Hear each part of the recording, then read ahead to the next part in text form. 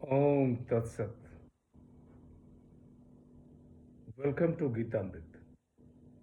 भगवत गीता में जीवन के मूल प्रश्नों का उत्तर मिलता है। मैं कौन हूँ? आत्मा क्या है? आत्मा का स्वरूप कैसा है? गीतामृत में इन्हीं विषयों का वर्णन सरल शब्दों में। Gita is eternal science and researching Gita we get amrit. अहम ब्रह्मास्मि। मैं आत्मा हूँ। पिछले सेशन में चर्चा की थी अध्याय 17 श्लोक 25 एवं 26।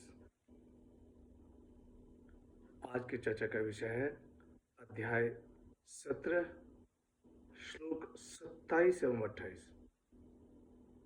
अध्याय 17 श्रद्धा त्रय विभाग योग, द योग of the three fold division of faith.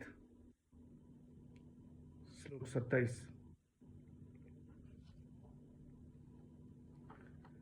यज्ञे तपसि दाने च स्थितिः सदिति चोच्यते, कर्म चैव तदिर्थ्यम सदित्येवाभिधीयते।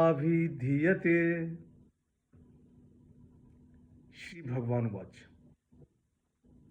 हे पार्थ, यज्ञ तप और दान में जो निष्ठा है वह भी सत कहा जाता है, और उस परमात्मा के लिए किया गया कर्म भी सत ही कहलाता है।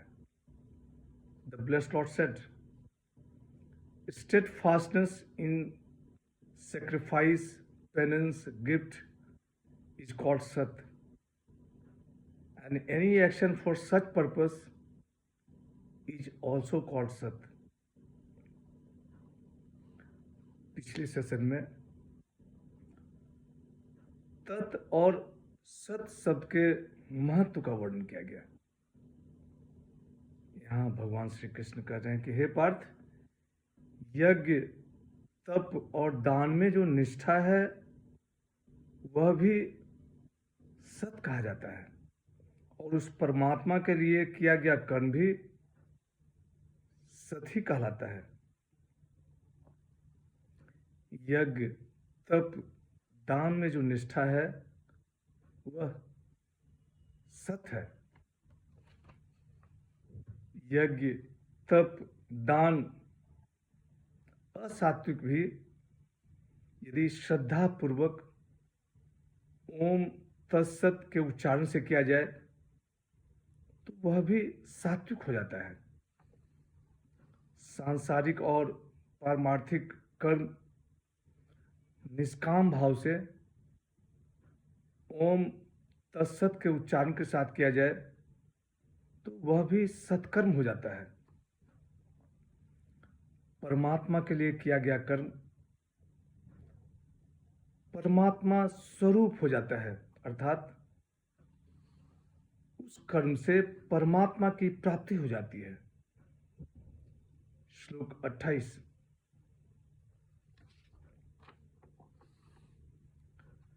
अश्रद्ध्या हुतम दत्तम तपस्तप्तम कृतम च यत्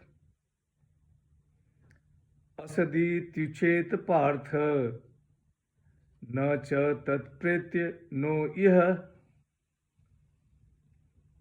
श्री भगवान वाच। हे पार्थ, जो यज्ञ दान तप और कर्म अश्रद्धा पूर्वक किया जाता है वह असत कहा जाता है। वह न इस लोक में और न उस लोक में लाभदायक होता है। The blessed Lord said, whatever offering is made, whatever penance is performed, whatever rite is observed without faith, it is called asat. It is of no account here and hereafter. यहाँ भगवान श्री कृष्ण कह रहे हैं कि हे पार्थ, जो यज्ञ, दान, तप और कर्म अश्रद्धा पूर्वक किया जाता है, वह असत कहा जाता है। ब्रह्म के प्रति अश्रद्धा से जो कर्म किया जाता है, वह व्यर्थ ही जाता है। संत ज्ञानेश्वर अपनी टिप्पणी में कहते हैं कि अश्रद्धा पूर्वक कर्म वैसा ही है जैसा पत्थर पर वर्षा का जल। स्वामी चिन्मयानंद जी अपनी टिप्पणी में कहते हैं कि विज्ञान का फायदा मनुष्य तभी उठा सकता है जब उसके नियमों का पालन हो। उसी तरह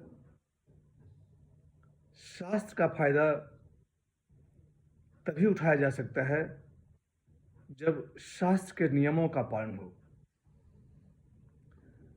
science of reality is called शास्त्र।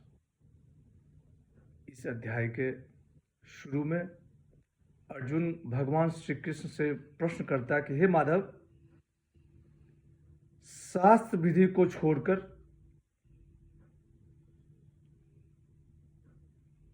यदि श्रद्धा पूर्वक यज्ञ किया जाए तो उनकी निष्ठा कौन सी है, सात्विकी, राजसी या तामसी?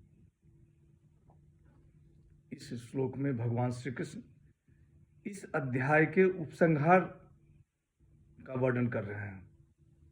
भगवान श्री कृष्ण कह रहे हैं कि शास्त्रीय कर्म यदि श्रद्धा से करें तभी उसका फायदा है। समर्पण के साथ श्रद्धा नितांत आवश्यक। आज की चर्चा यहीं समाप्त करते हैं। अगले सेशन में अध्याय 17 का सारांश इसमें चर्चा करेंगे। यदा यदा हि धर्मस्य ग्लानिर्भवति भारत अभ्युत्थानम् अधर्मस्य तदात्मानं सृजाम्यहम्। ओम तत्सत। हरे कृष्ण।